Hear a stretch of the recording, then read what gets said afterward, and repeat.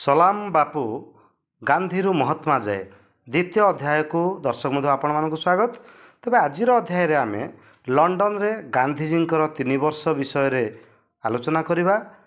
मु लालमोहन आपण मानक स्वागत करुच्ची आज अध्याय को। गांधी बॉम्बे ठारे सबुठारु सस्ता कॉलेज छाड़ी देइथिले। ब्राह्मण पुरोहित तथा पारिवारिक बंधु मापजी देव एवं जोशोजी गांधी एवं तांको परिवार को परामर्श देइथिले जे से लंडन रे आईन अध्ययन करने उचित। पत्नी कस्तूरबा और परिवार को छाड़ी से दिन गांधी घर ठारू एते दूर को जीवाकू तांको माँ आदौ चाहू नथिले। गांधीजींकर काका तुलसीदास मध्य तांको पुतुरा को अटकेबा को चेष्टा करथिले। गांधी किंतु जीवाकू चाहूथिले। पत्नी और माँ को बुझाइवाई गांधीजी माँ को सम्मुखें शपथ नेले जे से जीवन में केबे हेले मांस मद और महिला ठारू दूरे रहिबे बोली एवं तांको जीवनर सबु क्षेत्र में माँ को देइथिबा एई वचन को से पालन करिया पई चेष्टा करुथिले।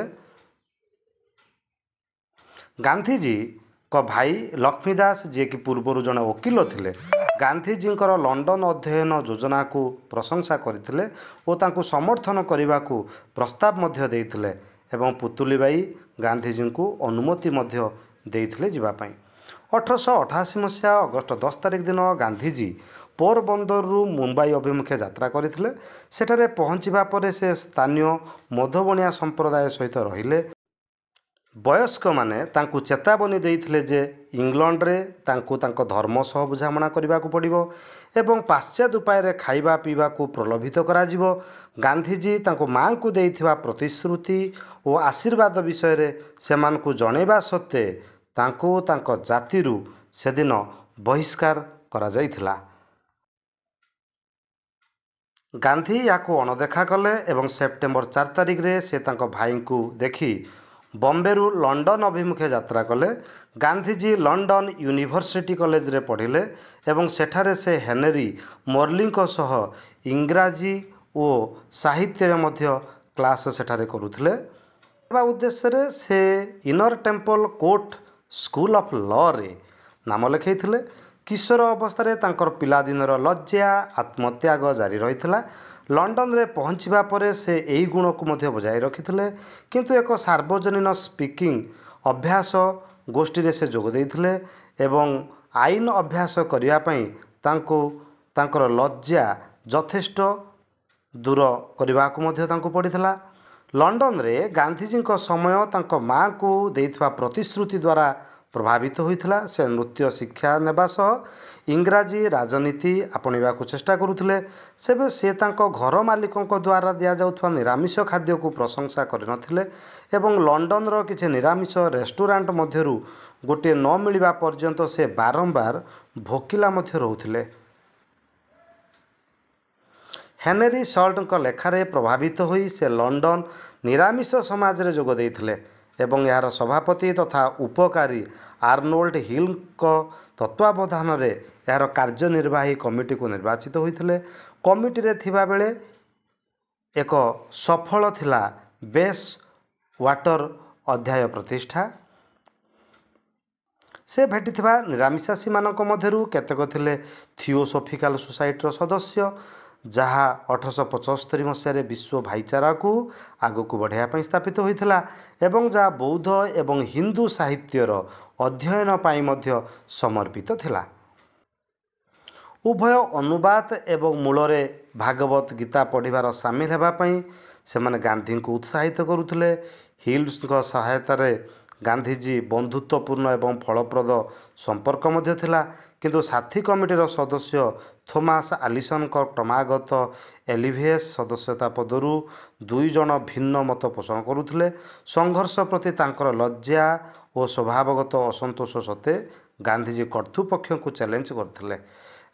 गांधीजी एलिभिएस को बैंक रोल करथिले एवं तांको टेम्स आयरन वर्क्स कंपनी शिल्पर कैप्टेन थिले एवं इंग्लैंड रो ईस्ट एंड रे से प्राय 6000 अधिक लोक नियुक्ति देते। से जड़े दक्ष क्रीड़ाविद थे जी कि परवर्ती समय फुटबॉल खेल को मध्य प्रोत्साहित करते।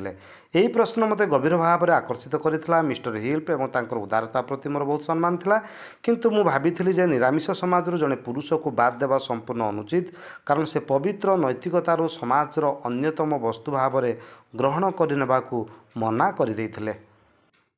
आलिसन को हटाइवाई एक प्रस्ताव मध्य आगत करा जायथिला एवं कमिटी द्वारा वितर्क करा जायथिला एवं भोट मध्य दिया जायथिला। कमिटी बैठक में गांधीजी लज्जा आलिसान को रक्षा करिबारे बाधक साजिथिला एवं से कागज रे निजर मतामत लिखिथिले, किंतु लज्जा तांको जुक्ति पढ़िबारे बाधा देइथिला। तेणु राष्ट्रपति हिल्स कमिटीर अन्य जने सदस्य को पढ़िबा पई बाध्य करथिले। कमिटीर अन्य किछि सदस्य गांधीजी सहमत होइथिले मध्य भोट हारी जाइथिला एवं आलिसान बाद पड़िथिले। गांधीजी भारत प्रत्यावर्तन सम्मान जणाई एल्भस विदाई रात्रि भोजन रे हिल्स टोस्ट प्रस्ताव देइथिबारो कोनोसी कठोर भावना मध्य नथिला। 22 वर्ष बयस रे गांधीजी को जून 1891 रे बार को डका जाइथिला एवं पर से लंडन छाड़ी भारत चली आसीथिले, जेउठारे से जानिबा को पाइले जे से लंडन रे थिबा बेले तांको मांकर मृत्यु घटिछि एवं खबरटी तांको ठारू लुचेई मध्य रखा जाइछि। 1893 मसीह रे दादा अब्दुल्ला नामक काठियावाड़ रे जने मुसलमान व्यवसायी गांधीजी जोगाजोग करथिले। अब्दुल्ला दक्षिण आफ्रिकार एक बड़ सफल जहाज व्यवसायर मालिक थिले। जोहान्सबर्ग ठारे थिबा तांको दूर संपर्क भाई को जड़े वकिल दरकार थिला एवं सेमाने काठियावाड़ी ऐतिह्य थिबा व्यक्ति को पसंद करुथिले। गांधी यही काम पई तांको दरमा विषय पचारि बुझीथिले एवं सेमाने समुदाय दरमार 105 पाउंड एवं यात्रा खर्च बहन करथिले। ब्रिटिश साम्राज्यर एक अंश दक्षिण आफ्रिकार नाटाल।